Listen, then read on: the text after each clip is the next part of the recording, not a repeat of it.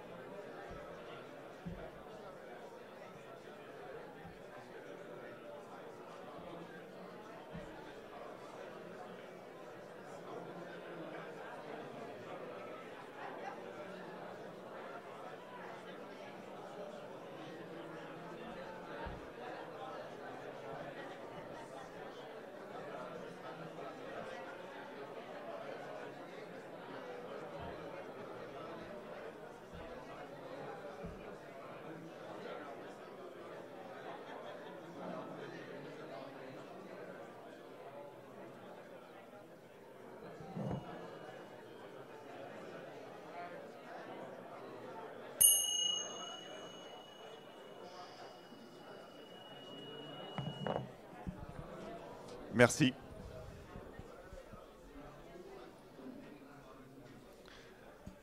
Donc, comme vous le voyez, vous vous êtes tous engagés. J'espère que vous avez fait de nouvelles connaissances et peut-être avez-vous capté des challenges que vous n'attendiez pas. Donc, au cours de cette session, on va découvrir le pouvoir et les résultats extraordinaires qu'on peut avoir par la mise en œuvre de ces Liberating Structures. Donc la première chose que l'on va commencer à faire, c'est décrypter l'univers des Liberating Structures. Ensuite, voir c'est quoi ce principe, puisque je pense que si vous êtes ici, vous êtes sans doute confronté à la mise en œuvre de Scrum. C'est quoi ce dont on parle, ce fameux zombie Scrum, qu'on appelle aussi Scrum Bot ou Flaccid Scrum. Et enfin, voir comment est-ce qu'on va pouvoir retrouver du sens et de la performance à la mise en place de Scrum dans son organisation pour en tirer les bénéfices qu'on attend. Alors, vous est-il déjà arrivé d'entrer dans une salle de classe où vous arrivez et vous voyez des rangées de tables et de chaises alignées, des élèves qui entrent, s'assoient à leur place et ouvrent un ordinateur. Des personnes qui physiquement sont là, mais des esprits qui de temps en temps vont être absents, perdus ailleurs. Avec un professeur sur l'estrade, le sachant, le distributeur, l'arbitre de la connaissance, délivrant la parole avec le contrôle du contenu grâce à cette télécommande. Ou encore, peut-être, avez-vous été dans un meeting avec un exécutif, un CEO, un CTO, à la tête de la réunion tout du long, avec un contrôle total de l'agenda et de la discussion. Peut-être à l'inverse, avez-vous été dans une situation où la discussion a lieu librement, ouverte, où les idées circulent librement d'une personne à une autre. Si vous avez été dans des situations telles que celle-ci, où il y a des structures avec trop de contrôle, trop peu ou pas de contrôle, peut-être avez-vous remarqué que les résultats n'étaient pas vraiment édifiants ou constructifs. Les liberating structures viennent apporter une alternative à cette situation, cette notion de trop de contrôle, trop peu ou pas de contrôle. Il y a en fait 35 liberating structures qui vont permettre à un groupe de libérer le potentiel individuel, chacun prenant la parole, chacun étant engagé, permettant à toute personne d'interagir dans une structure qui va libérer l'énergie, la créativité. Ces liberating structures ont été créées par 2 collègues, amis, pratiquées et raffinées durant 12 années. Elles vont permettre en fait de redistribuer le contrôle du contenu de tout événement parmi tous les participants. Elles vont permettre, comme vous l'avez vu il y a quelques instants, de remplacer des interventions séquentielles par des interventions simultanées. Elles vont accorder à chaque participant un temps égal de contribution, de participation, contrairement à d'autres meetings où certains vont monopoliser ou tenter de contrôler la parole. Les liberating structures ont été créées dans cette idée-là pour créer des environnements confortables, bienveillants, où la dynamique du pouvoir et de la hiérarchie qui tend vers la médiation de la communication sont neutralisées. De plus, les liberating structures sont extrêmement simples à mettre en œuvre. Nul besoin d'expertise. C'est comme des Legos. Vous allez pouvoir les enchaîner, ce qu'on appelle les strings. Vous allez pouvoir les imbriquer, les construire à votre guise pour obtenir ces résultats. Dans ces conditions, vous allez me dire, mais si des choses pareilles existent et permettent d'obtenir des résultats si extraordinaires et on n'en est pas au courant, est-ce vraiment vrai? Vraiment? Je suis ici pour vous dire oui, parce que par exemple, chez Scrum.org, nous avons, dans le cadre des nouveaux cours, par exemple, les cours avancés de Scrum Master PSM2 sont totalement construits à partir des liberating structures. Pourquoi? Parce que ça va nous permettre, dans le cadre du training, de maximiser l'engagement des élèves, maximiser les interactions entre les différentes personnes. Et c'est ce que l'on va décrypter dès maintenant. En fait, on pourrait se poser la question aujourd'hui, pourquoi utilise-t-on juste un alphabet de 5 lettres pour pouvoir travailler en tant qu'organisation? Un alphabet de 5 lettres que vous voyez ici, on a donc les managed discussions, les status reports, on va avoir les open discussions, les brainstorms ou les présentations, telles ce que je fais en ce moment. Les liberating structures, j'aime bien toujours faire un petit peu d'histoire et savoir qui est derrière tout cela, ont été, comme je le disais, créés, pratiqués et raffinés par ces deux messieurs qui sont des collègues. Un est quand même président du groupe Merck. Il a passé sa vie à essayer de mettre en place des environnements bienveillants permettant aux personnes de se dépasser et de produire des résultats extraordinaires. Donc c'est Henri Lipmanovitch à gauche. Et vous avez Kate McCandless, qui est lui cofondateur de Scienceum Foundation, qui est une entreprise qui est basée sur la science de la complexité et mise en place d'écosystèmes humains pour maximiser le potentiel. Et ça fait maintenant depuis 12 ans que leur passion est de répandre et de propager et de continuer à développer les Liberating Structures. On va quand même passer en revue cet alphabet de 5 lettres. Donc déjà, vous avez les présentations. Je pense que certains d'entre vous ont déjà vu des gens piquer du nez pendant une session de cours à l'université, pendant une présentation, surtout par exemple après le repas où on a ce qu'on appelle l'effondrement post-pandréal, donc les gens piquent du nez et ça arrive. Donc notre devoir, c'est de faire que cela n'arrive pas. On va avoir ensuite le meeting où en fait la personne, ce qu'on appelle la managed discussion, vient en fait discuter une décision qui est déjà prise. Donc avec des gens qui vont subir, ne pas comprendre et être obligés d'accepter une sorte de fatalité. Ensuite, on va avoir les status updates, donc pilotés toujours par une personne, t'en es où, etc. Et des gens qui vont parler, sachant qu'ils savent qu'ils n'ont pas fait grand-chose, mais ils vont bien pouvoir meubler 5 minutes pour populer cet échange. Et ensuite, d'autres personnes qui vont trouver que ça ne fait pas de sens. Ensuite, on va avoir les fameux brainstorming très à la mode et bien boostés par le monde agile, où des gens arrivent et finalement n'ont pas d'idées et puis contribuent, collent des post-it parce qu'a priori, ou génèrent des idées parce qu'il faut le faire. Et enfin, on va avoir l'open discussions. Vous savez, c'est ces meetings où on discute, il n'y a pas de cadre, et tout le monde y va de son bon ton, et on voit très vite quelques grands parleurs qui vont monopoliser la parole, et d'autres qui vont subir ce phénomène. Donc ça, c'est notre fameux alphabet de 5 lettres, qui est en fait notre quotidien quand nous travaillons dans une organisation, que ce soit même dans les fameux meetings Scrum, où ça peut se passer comme ça, avec par exemple un Scrum Master très directif qui va piloter cela. Donc, c'est quoi les Liberating Structures? C'est donc cet alphabet de 35 lettres que vous voyez. Et la bonne nouvelle, c'est que dans cette session, je vais en démystifier quelques-unes pour que vous repartiez d'ici avec certaines Liberating Structures que vous pourrez mettre dès demain en place dans vos équipes pour en évaluer la pertinence. Donc l'avantage des Liberating Structures, c'est que vous allez inclure tout le monde quand vous allez faire un meeting. Vous allez pouvoir innover et résoudre de manière efficace. Vous allez pouvoir avoir des gens qui sont libérer le potentiel. Enfin, la parole aux penseurs silencieux, voire aux personnes timides qui généralement restent toujours en recul, mais qui ont beaucoup de talent. Vous allez avoir des gens engagés, ça va être fun, et tout cela pour produire des résultats bien au-delà de ce qu'on pourrait faire avec les mythiques qu'on a vus dans l'alphabet de 5 lettres.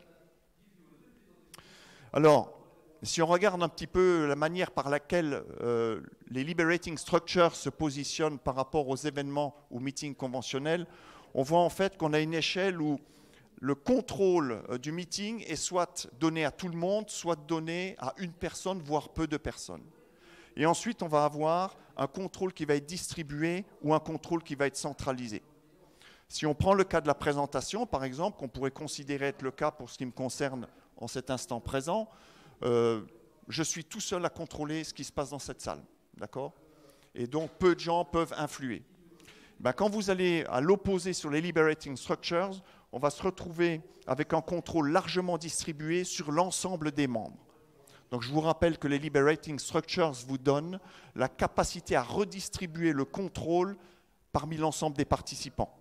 On va retrouver ce type de principe, par exemple avec l'autorité, dans des systèmes tels que l'holacratie. Alors, maintenant, on va rentrer un petit peu plus dans le détail de la mécanique des Liberating Structures. Elles ont une structure extrêmement bien définie, ce qui va permettre de les faire toutes évoluer suivant la même structure. Donc, la première chose, ça va être une invitation. C'est-à-dire qu'il est important de savoir pourquoi est-ce que vous êtes là pour participer à ce type d'activité. Ensuite, on va avoir besoin d'un agencement. Que l'on ait une salle comme une salle d'université avec des rangées de tables de chaises ou des îlots comme ici, ou simplement des chaises en rond, ou la capacité à être debout, c'est très très important. Donc l'agencement physique et la logistique doivent être prévus. Ensuite, on va voir comment est-ce que va être distribuée la participation, le séquencement, le type de groupe. Est-ce que ce sont des groupes de 2, des groupes de 4 à 7 personnes, etc., etc. Ensuite, on va voir la configuration, si c'est une configuration de groupe dynamique ou statique. Et enfin, on va avoir les différentes étapes au travers du séquencement. Donc, je vous recommande vivement soit de vous connecter sur le site des Liberating Structures où vous aurez toutes ces étapes pour chaque structure qui va être décrite très précisément. Et ensuite, vous pouvez l'avoir également en ligne sur leur site. Alors, ceci étant dit, quels sont les 7 attributs des Liberating Structures? Elles vont vous permettre déjà, elles ont l'attribut, c'est premièrement, il n'y a pas besoin d'expertise. Vous n'avez pas besoin de coach professionnel pour faire des Liberating Structures. La seule chose qui est importante, ce sera d'acquérir de l'expérience dans le fait de les jouer dans votre organisation. Elles sont orientées résultats. On est venu pour avoir ce qu'on appelle en américain un outcome, un output, quelque chose en sortie de ce meeting. Parce qu'on a, par exemple, dans une open discussion, où vous avez énormément de foisonnement d'idées et on repart, on a juste discuté, c'est tout. Ensuite, elles ont des cycles rapides, donc c'est extrêmement, extrêmement productif et les gens ne restent pas des heures placés dans des salles, entre guillemets, potentiellement à s'ennuyer. Ensuite, beaucoup d'entre elles sont fun, donc on y prend du plaisir à échanger avec les autres et la manière par laquelle c'est fait va apporter du fun, mais du fun sérieux. Elles sont inclusives, c'est-à-dire que tout le monde va se sentir engagé et donc porteur d'idées. Elles sont scalables, ce que j'appelle multi-échelle. On peut faire des Liberating Structures avec 3 groupes de 4 personnes. On peut le faire avec une salle d'une centaine de personnes et ça peut monter beaucoup plus haut. Ça, c'est la puissance. Et ensuite, elles sont modulaires et minimalistes. La modularité est très importante, je l'ai comparée au jeu de Lego, donc vous allez pouvoir les combiner en les enchaînant, je vous donnerai un exemple, et vous allez également pouvoir les imbriquer, comme je vais vous l'expliquer. Alors, comme je vous l'avais dit, ce que j'aimerais bien, c'est qu'après cette session, vous ayez un petit alphabet en repartant. Donc, ce que je vous propose, c'est d'appréhender Impromptu Networking que vous avez déjà mis en œuvre. Donc, vous avez des participants à un séminaire que vous organisez. Dès le début, interrogez-les sur pourquoi ils sont là. En plus, ils vont établir des connexions entre eux. Normalement, on fait plusieurs rounds. Et ensuite, ils vont mettre sur la table leurs attentes et également ce qu'eux peuvent apporter à ce séminaire. Ensuite, on va voir le One, Two, For All que je vous présenterai. C'est pour moi une des Liberating Structures les plus puissantes qui va libérer vraiment la génération d'idées en très très peu de temps.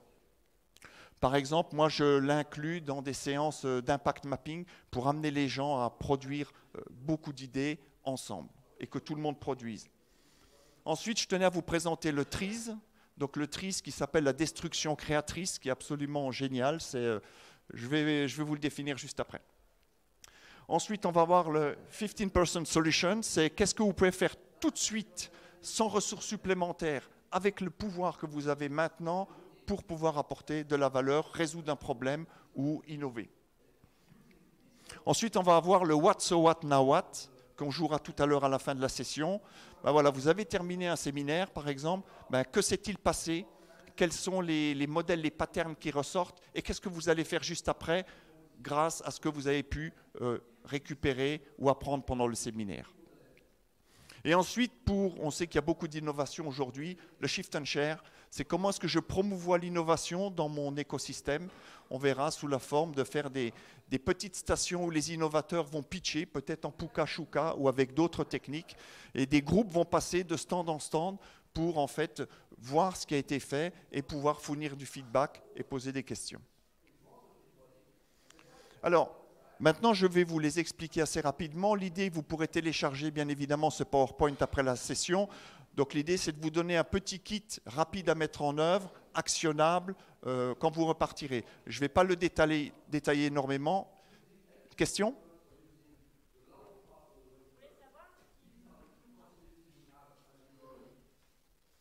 Merci. Ça marche ? Oui. Je voulais savoir si les choses qu'on va apprendre aujourd'hui, tout ce que tu vas nous montrer, Pardon, je te tutoie. Oui, oui. D'accord. Est-ce que c'est uniquement pour les gens dans une même salle ou est-ce que ça peut se développer en remote ou avec des équipes Alors, ça peut se développer en remote et typiquement, sans vouloir faire publicité, des plateformes comme Klaxoon par exemple et d'autres peuvent permettre en fait de relayer ce genre de choses.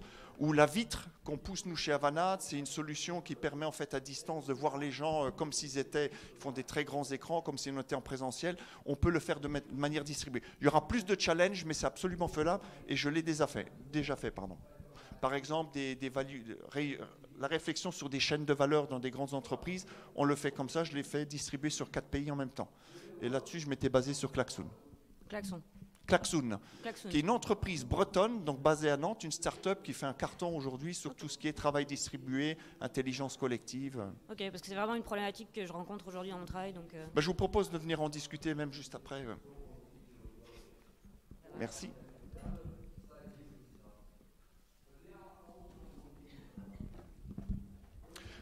Ok, donc l'impromptu networking, partager rapidement des challenges, des observations ou des attentes tout en construisant de nouvelles connexions. Donc c'est important de se connaître aussi. Souvent on arrive, on ne connaît personne, c'est bien de tisser des liens.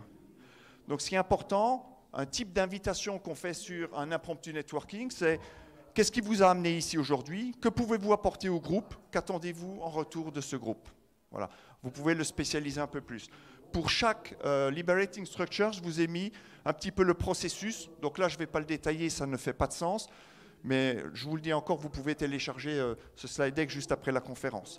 Donc l'invitation, la configuration de l'espace et le matériel.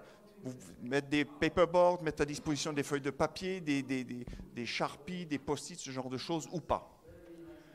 Ensuite, la distribution de la participation, la configuration des groupes et les étapes et le timing, sachant que tout ceci est adaptable. Donc, impromptu networking, en début de n'importe quelle séance, c'est super important de la faire. Ça vous prend entre 2 et 6 minutes en fonction du nombre de rounds que vous faites. L'idée, c'est de faire des rotations. Tout à l'heure, on aurait pu changer d'individu et vous allez voir que la précision de vos attentes va évoluer au fur et à mesure où vous rencontrez des gens. Ensuite, le one to for all, c'est engager tout le monde simultanément dans un processus de pensée créatrice où, pour résoudre un problème, c'est une puissance incroyable et ce qui est amusant, vous penserez à moi si vous le faites, vous avez une sensation de ruche d'abeilles, c'est-à-dire qu'au début, tout le monde réfléchit dans le silence, on n'entend rien. Ensuite, vous mettez les personnes 2 par 2, donc les gens commencent à parler, comme tout à l'heure quand vous avez fait l'impromptu networking. Et là, on va monter jusqu'au groupe, etc. Et tout le monde est embarqué et on va débriefer en fait ce qui va ressortir. Donc, ça s'applique à énormément de cas. On le met souvent dans ce qu'on appelle nested, c'est imbriqué, on le met à l'intérieur d'une autre structure libératoire ou d'un autre atelier. Je vous disais par exemple un impact mapping, quand vous faites la partie vision au début, on travaille sur le pourquoi d'une initiative, faire un one to for all, ça marche super bien. Voilà, donc vous posez une question claire, hein, vraiment ce à quoi les gens vont devoir répondre au travers de l'activité pour adresser une difficulté, innover ou résoudre un problème. Par exemple, quelles actions ou idées recommandez-vous face à ce challenge? Donc pareil, je vous fournis la démarche structurée pour la conduire. Alors, le TRIZ est très très intéressant. Je vous écris comment dire l'indicible. Parfois, il y a des choses que l'on n'ose pas avouer dans des organisations. Alors, le TRIZ va justement permettre de faire cela. On l'appelle la destruction créative. Stopper des comportements ou des activités contre-productives pour faire place à de l'innovation. Alors, vous allez voir que sur la démarche, c'est extrêmement intéressant. La première chose, vous demandez à vos auditeurs de faire une liste de tout ce qu'il faudrait faire pour détruire, par exemple, une initiative ou votre service, par exemple. Et alors, ils vont... J'ai même eu des endroits où ils disaient on peut mettre le feu à l'immeuble, ce genre de choses. Ça peut être n'importe quoi. Donc ils font une liste. Leur mission, c'est de détruire, par exemple, le service.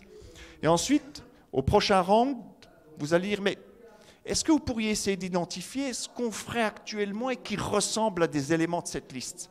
Donc là, on va faire appel à de la transparence, de l'honnêteté et du courage. Et ensuite, pour terminer, on va travailler sur le fait de parcourir les éléments de la seconde liste qui ressemblent à des facteurs destructeurs du projet, par exemple, que l'on a en cours, et décider des premières étapes pour endiguer en fait ces comportements contre-productifs ou ces activités. Si on prend le cas de la génération d'aides techniques sur la création d'un produit en Scrum, comment est-ce qu'on va faire pour endiguer cela? Voilà. Là, pareil, je vous donne les démarches du TRIZ. Ensuite, important, what so what now what, je l'utilise systématiquement, on va le faire tout à l'heure, ben, c'est interroger les gens sur le fait d'avoir un regard en arrière sur ce qui s'est passé, qu'est-ce que ça leur évoque. Et ensuite, surtout, de décider en partant comment on va pouvoir l'appliquer. Donc typiquement, les 3 questions qu'on va poser sur un what so what now what, c'est ben, que s'est-il passé, what happened. Ensuite, une fois que c'est terminé, pourquoi est-ce important, quelles conclusions, hypothèses émergent. Et enfin, basé sur ces hypothèses qui ont émergé, ces conclusions, ben, quelles actions peut-on engager maintenant, tout de suite, en quittant cette structure libératoire pour produire des résultats. Donc c'est vraiment faire un wrap-up, une synthèse de ce qui s'est passé et prendre une décision tout de suite. Donc là, pareil, vous avez la structure. Le 15% Solution, c'est quelque chose d'extrêmement puissant parce que ça permet d'engager les gens tout de suite dans la prise d'action sans avoir à demander plus de pouvoir ou plus de ressources. Donc découvrir et se concentrer sur ce que chaque personne a la liberté et les ressources de faire maintenant pour adresser un problème, un challenge. Voilà, donc pareil, on va inviter, ce qu'il va falloir, c'est identifier le challenge en question. Et là, pareil, vous avez les différentes étapes pour les mettre en œuvre. Enfin, le shift and share. Donc une manière importante. Je trouve que dans beaucoup d'organisations, peut-être chez vous aujourd'hui, il y a énormément d'initiatives, de choses qui sont faites. On en entend un peu parler dans les bruits de couloir, la machine à café, mais vraiment, ce n'est pas mis en valeur. Donc le shift and share, ça pourrait être une review en Scrum revisitée à l'échelle, où vous faites des petites stations, comme dans un événement, un salon, et vous faites des petits groupes de personnes qui vont passer de station en station, 10 minutes par 10 minutes, et assister à une mini sprint review, et en faisant des rotations. Donc on peut revisiter en fait, par exemple, les sprint reviews, ou le partage de projets innovants au sein d'une entreprise. Et donc là, on s'adresse directement aux innovateurs, aux faiseurs. Voilà. OK.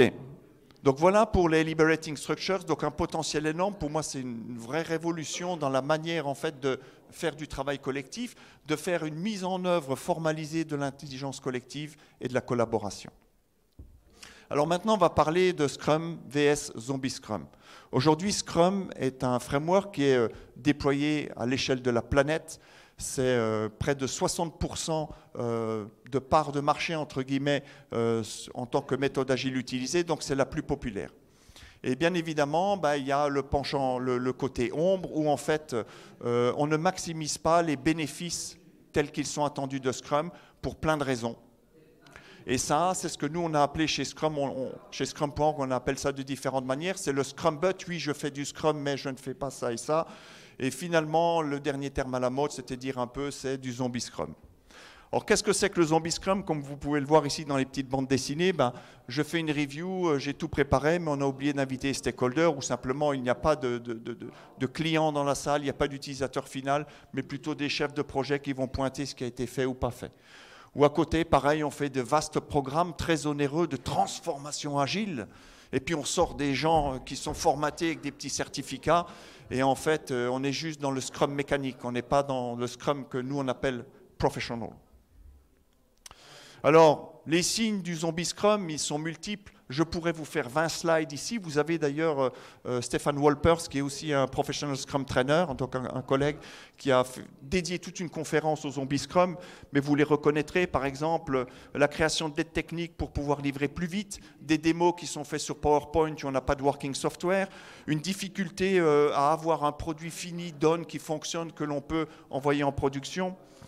Ensuite, le manque de discussion et pas de feedback en review, etc., etc. Et on pourrait passer des heures à discuter des fameux symptômes du Zombie Scrum, donc qui apparaît comme étant du Scrum en apparence. On a bien un Scrum Master, un Product Owner, une Dev Team, on a des post-it, un Scrum Board, mais en fait, il n'y a pas de cœur qui bat à l'intérieur, c'est juste de la mécanique. Alors, l'idée maintenant aussi, c'est de vous donner des débuts de recettes. N'hésitez pas à être créatif de comment est-ce que vous pouvez tirer parti des Liberating Structures pour apporter plus de puissance, d'efficience et de professionnalisme à vos événements Scrum. Donc, je vous propose pour ça de regarder des Liberating Structures qui ont été tirées de celles que je viens de vous expliquer, qui sont vraiment un key takeaway de cette session. Alors, les sprints rétrospectives. Donc, je vous rappelle que la sprint rétrospective, c'est l'emplacement où se fait le principe d'amélioration continue. D'accord? Et en fait, où on va décider d'actions concrètes pour le prochain sprint pour en fait vraiment réifier ce concept d'amélioration continue. Parce que souvent, les sessions, on a plein d'idées qui arrivent, le fameux brainstorming, et puis on ressort le prochain sprint et on continue comme avant et on ne fait rien. Donc l'idée des Liberating Structures, ça va être de renforcer un petit peu ce principe, de s'engager, l'engagement est important, dans l'amélioration continue. Donc l'anti-pattern, c'est que c'est une discussion ennuyeuse avec beaucoup de personnes souvent qui ne parlent pas, qui sont un petit peu en retrait, et où en fait à chaque rétrospective, on se répète les mêmes choses, toujours les mêmes choses qui ne vont pas, et on les emmène sprint après sprint. Donc pour endiguer cela, par exemple, ce que je pourrais vous proposer, c'est le TRIZ. Donc le TRIZ va vous permettre d'engager les gens, d'en dire comment est-ce qu'on peut faire pour vraiment, entre guillemets, foirer le prochain sprint, faire qu'on ne livre rien. Voilà. Et donc là, une fois que vous avez fait ça, vous connaissez maintenant la séquence, derrière, est-ce qu'on fait des choses qui ressemblent à ça? Et ensuite, du coup, quelles actions on peut engager tout de suite? Et là, derrière ça, bien évidemment, je vous rappelle, dernière version du Scrum Guide, les actions clés, on va les mettre dans le sprint backlog pour le prochain sprint. Donc ça, c'est vraiment la manière par laquelle l'équipe Scrum va travailler. Donc TRIZ est une des options pour pouvoir conduire des rétrospectives. La même chose, le what, so what, now what, c'est pareil. Quand vous dites what, que s'est-il passé dans le dernier sprint? So what, qu'est-ce qu'on peut en conclure? Now what, maintenant, qu'est-ce qu'on fait par rapport à ces problèmes? Et également, l'impromptu networking peut fonctionner également, et d'autres. Ensuite, on va regarder les liberating structures pour booster le daily scrum. Donc, pour booster un daily scrum, la première chose, il faut bien comprendre c'est quoi un daily scrum. L'anti-pattern, c'est je viens, je réponds aux 3 questions et je m'en vais parce qu'on m'a dit de le faire. Tiens, il faut qu'on fasse du Scrum. En réalité, le Daily Scrum, c'est quoi? C'est optimiser le plan pour les prochaines 24 heures en vue de le plus efficacement possible atteindre l'objectif du sprint. Donc, extrêmement important. De plus, le Daily Scrum n'est pas la place où on résout les problèmes. On identifie les problèmes, ce qu'on appelle souvent les points de blocage, mais on va les résoudre ailleurs. Donc, dans les deux situations, les liberating structures peuvent être quelque chose d'intéressant pendant le Daily Scrum, mais également en dehors du Daily Scrum pour résoudre les problèmes. Donc par exemple, ce que je peux vous proposer, c'est le what, so what, now what pour l'intérieur du Daily Scrum. Plutôt que de répondre à 3 questions, que s'est-il passé depuis hier? Qu'est-ce qu'on peut en déduire? Et donc du coup, qu'est-ce qu'on fait jusqu'à demain pour vraiment sécuriser le plan et délivrer de la valeur à la fin du sprint? Tout simplement. Ça peut être aussi un impromptu networking. L'impromptu networking, c'est pourquoi est-ce qu'on est là, on échange, c'est quoi le challenge qu'on a depuis hier? Ah ben tiens, j'ai des problèmes de performance à tel endroit. Qu'est-ce qu'on peut en déduire? Ah ben c'est peut-être le problème de l'environnement d'intégration qui n'est pas à niveau par rapport à l'environnement de prod. Bon, on pourrait trouver plein de scénarios. Donc l'impromptu networking. Et vous pouvez varier pour donner un petit peu de piment, on va dire, à vos événements, mais surtout engager tout le monde et faire que les vraies questions et les vraies valeurs qui sont embarquées dans les frameworks Scrum soient en fait vivantes. Quand je dis vivant, c'est pour plus faire du zombie Scrum et engager les gens collectivement dans la résolution des problèmes et le fait d'avancer. Ensuite, on va parler de la sprint review. Donc la sprint review, pareil, souvent on se dit, tiens, c'est juste le fait d'aller faire au mieux la démonstration d'un produit qui fonctionne, qui est done. On dit en Scrum, potentially shippable to production. Et voilà. Et souvent, ce que vous vous rendez compte, c'est que vous avez des parties prenantes qui sont là et c'est le silence. Et qu'est-ce qui se passe quand il y a du silence? Qu'est-ce qu'on en déduit?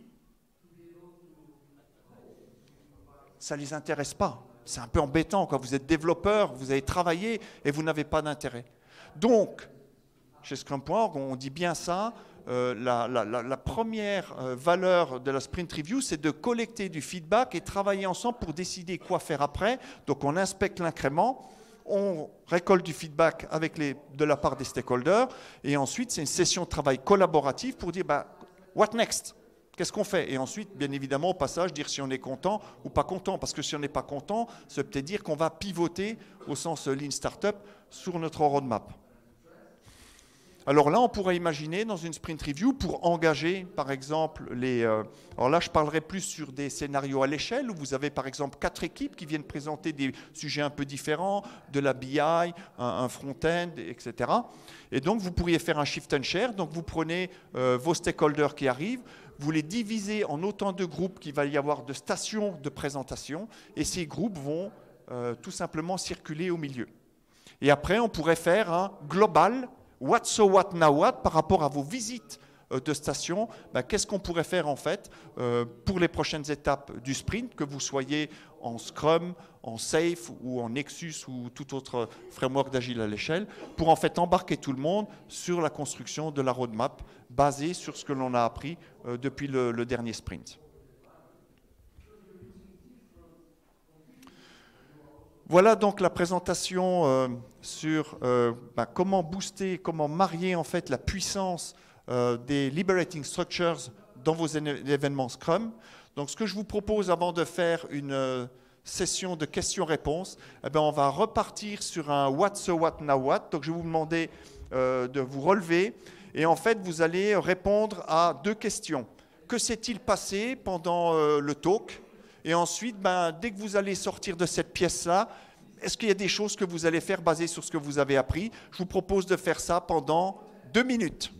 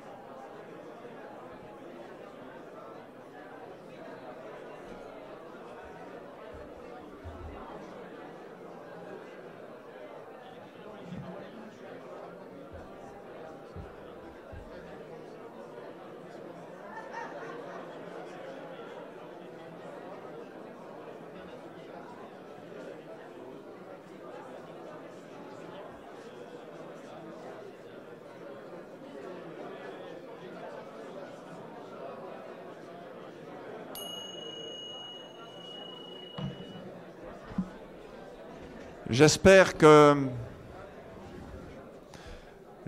vous avez fait de belles connexions et que vous avez planifié de belles actions. Donc, pour bien avancer, n'hésitez pas à consulter les sites des Liberating Structures et des Liberators, de lire alors, il faut savoir que le livre, le format électronique, il est sur le site Liberating Structures. Voilà. Je suis ravi d'avoir pu faire cette session avec vous et voir en fait le pouvoir des Liberating Structures utilisé dans le cadre d'une présentation. Je suis à votre disposition pour quelques questions si besoin. Merci et bonne journée.